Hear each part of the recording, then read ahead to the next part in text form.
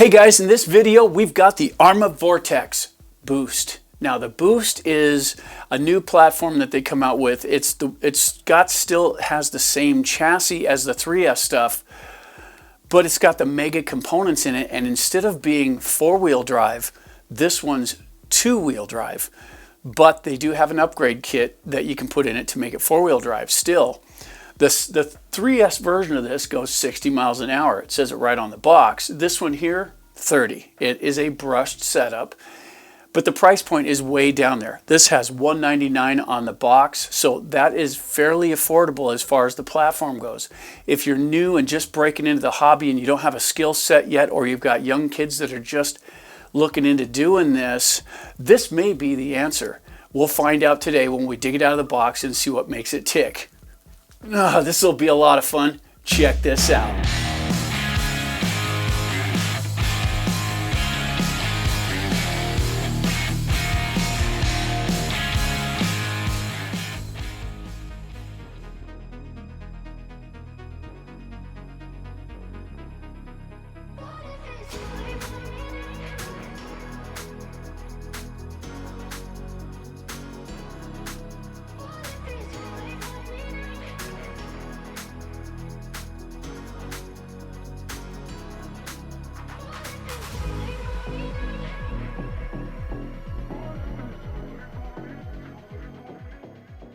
All right, so let's get this thing out of the box.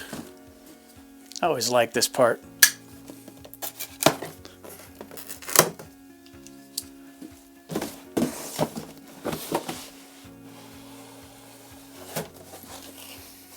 Nice. Radio box. That looks pretty cool. That is a beautiful red.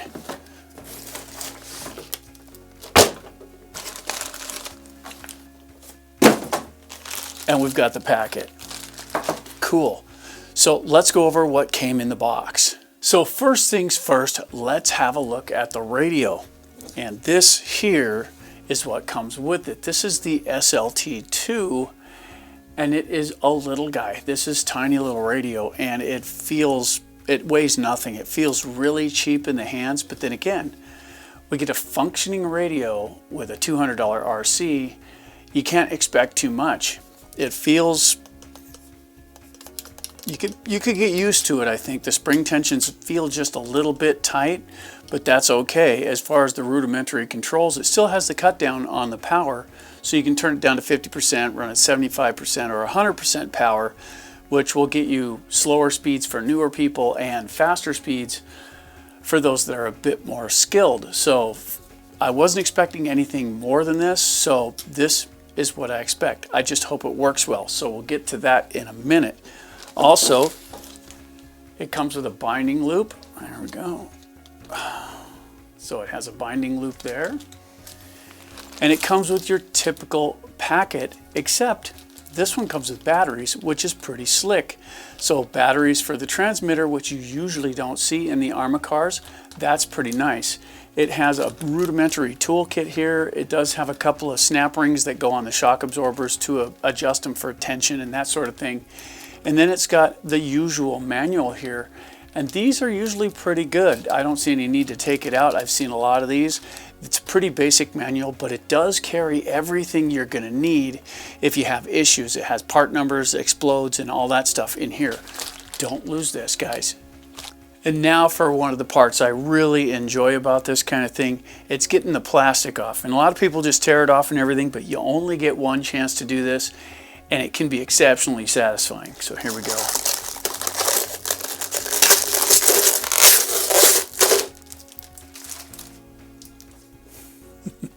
They always look so good when they're brand new. And you know, cosmetically, with not paying attention to the drive axles that aren't in the front right now, but it looks just like the other one. It's really nice. This is a beautiful car. Sitting side by side, if you didn't look too closely, you wouldn't be able to tell this isn't the 3S version. It's a beautiful rendition of that car. Let's get it down on the bench and we'll put the 3S next to it and give you a flyover and let you see the difference.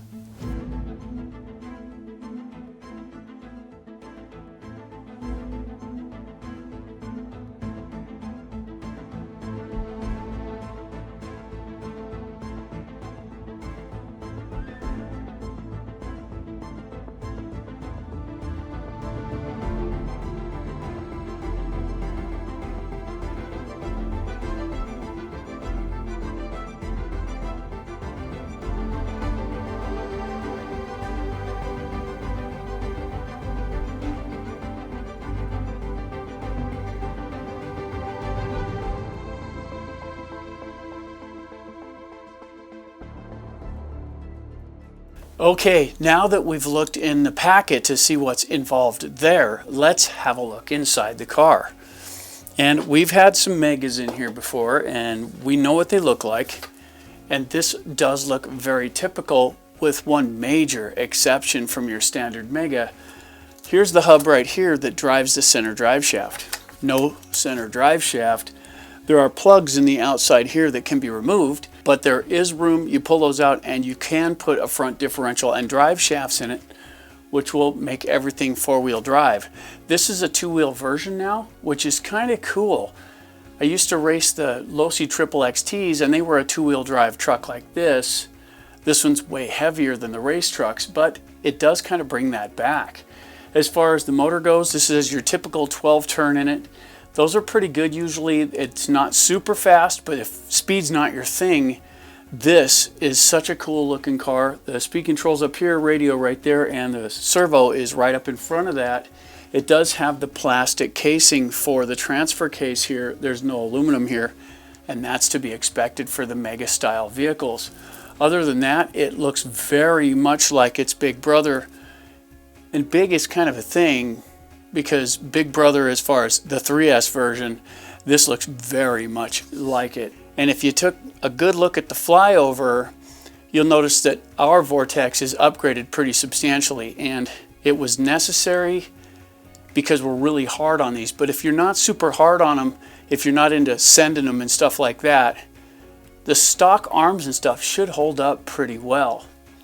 That being said, if I had the chance to get one of these when I was starting, I would have hopped on it in an instant, because that is cool. So with all that behind us, it only leaves one thing left to do. Let's take it out and test it and see just exactly what this car is. In two-wheel drive, it should be interesting to control. I hope it works really good. Check this out.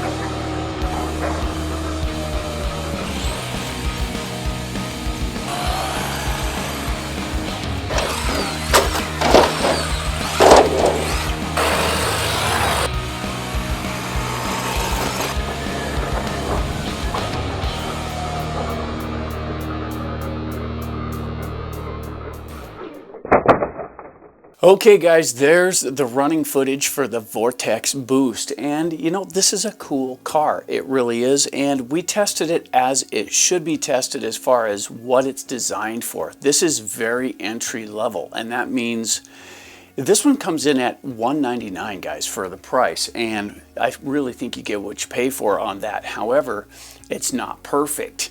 So let's get into the details right now. First off, as we did our tests, we ran this the way a new person would run it. For the speed of the vehicle, we had snow and stuff. We are going to take a point off for the fact that we couldn't test it in the dirt the way we wanted to.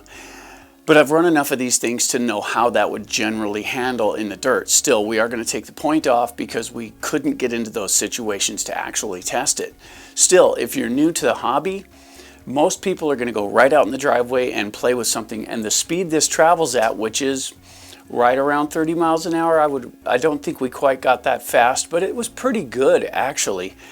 And being two-wheel drive, it brought back the racing days because you have to really pay attention or it'll fishtail on you and it'll get out of control. So you have to learn a little better throttle control. And if you're new to the hobby, two-wheel drive's where it's at because it will teach you throttle control. Alongside that, you do have the ability to upgrade this, which is really cool.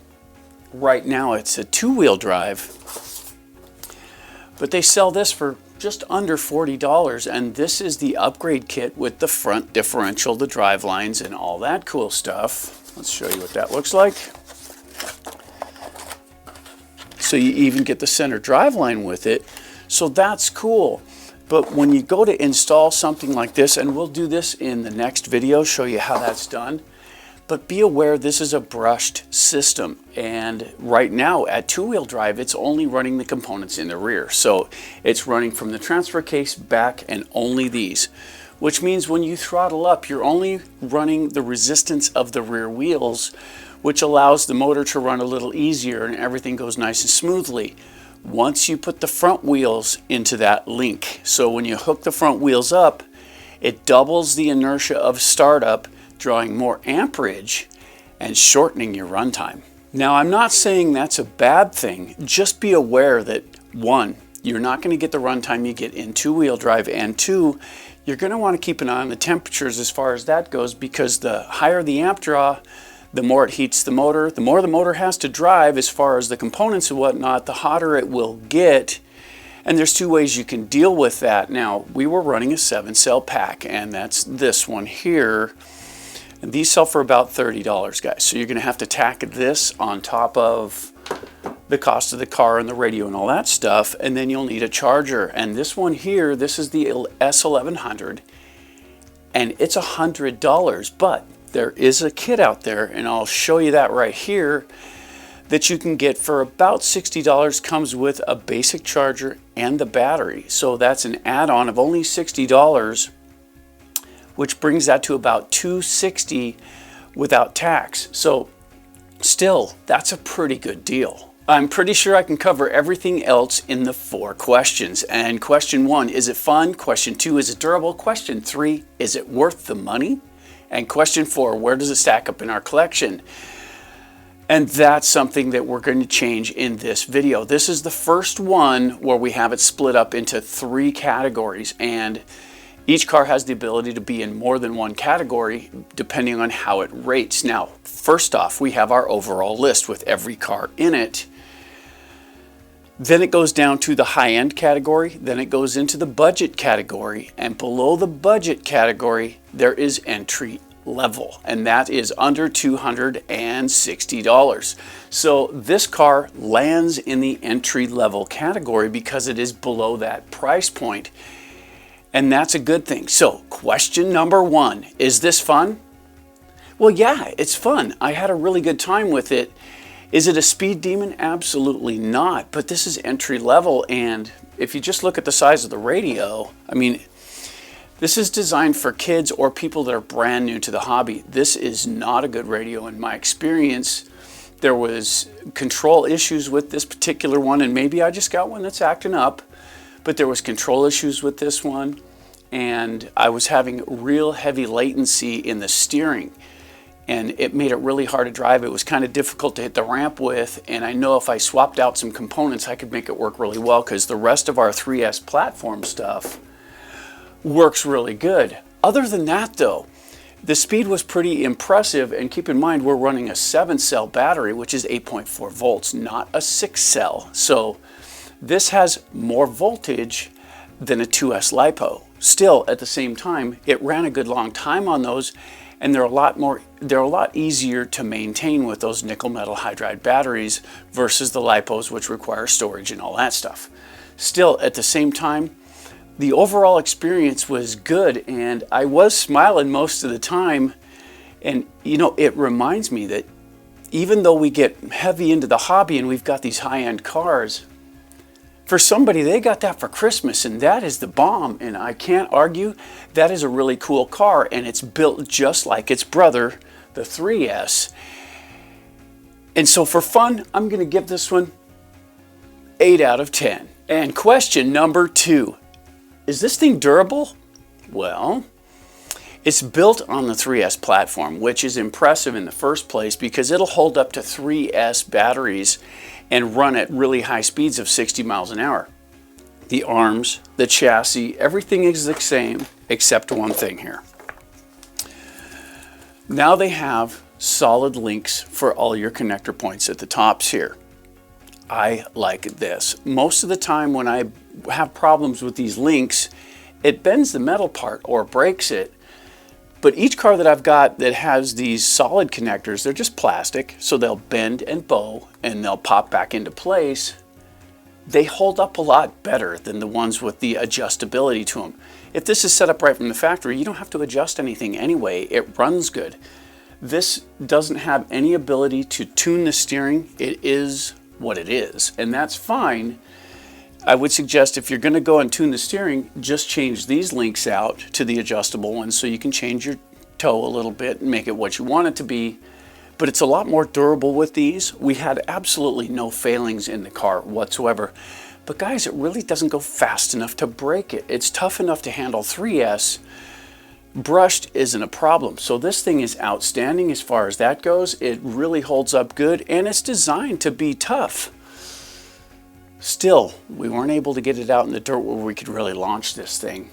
That being said, this car is not perfect, but it is very entry level. At the speed it travels for what it is, it's built on the 3S platform, which is really strong overall. It does have a few things that could use improvement. The transfer case could be the aluminum one, better radio, you know, the speed control, radio combo, that could be upgraded a little bit, but for what you pay for and the potential of what this thing has, we're going to give this one 9 out of 10 for durability, because what we were able to do at this temperature outside was one thing, but when it gets really hot and the motor starts to heat up, when you go 4-wheel drive with this, it could cause slippage in that transfer case. All these anomalies we were not able to test, so we couldn't give it a perfect score.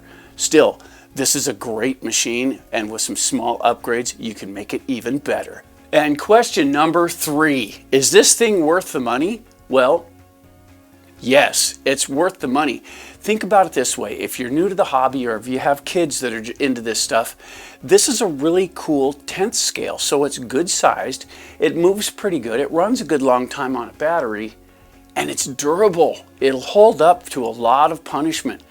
When it comes down to that, think about the upgradability of it as well. Yes, you can go with 4-wheel drive if traction's a problem, and you can do one better.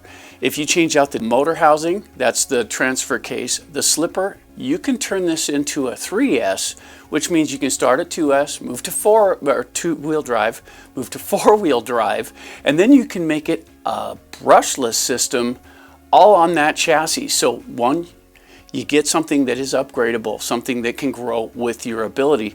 2, guys, this thing has the ability to be super impressive, and the chassis and components on a drivetrain, that stuff is already tough. So if I was going to give this a score on is it worth the money, absolutely this is worth the money. If you're just getting into the hobby, this one deserves 9 out of 10 for value. And question number 4, where does this stack up in our collection? Well, this is really cool. Now that we've split it up into different categories, that gives us a chance to let even the entry-level stuff shine. This car right here, I really love the way it looks. I like the way it handles. I like the two-wheel drive aspect of it because it does cause you to learn how to drive and control your throttle, which is great if you're new. Still, at the same time, I'm going to just keep it tracking over here on the wall here to make sure I get these numbers correct. In the overall listings for the channel, for all the cars that we have, this one comes into 35th place. Can you believe that? 35th, that means it's down that far on our list. But that's comparing it to all the cars. That's one thing. If you go into the budget category, even though this one goes into the bottom category for being that cheap, in the budget category, this one pulls down 9th place in the budget RC category. And that is a busy category, so that's very cool. But if you get down into the entry-level RCs, the ones that are 260 and lower, this one here takes first place in entry level. If you're getting started in RC, that's definitely one we recommend. So hey guys, if you haven't already, don't forget to bash that like button and help our content spread to others. You know, that helps more than you could possibly know. We really appreciate all of the feedback we get from you guys. It's really awesome. If you've got any comments you'd like to add to this, please feel free to leave it in the comments down below and help others along the way. Hey guys, for AJ Jam Studios, I'm AJ saying, keep bashing, guys.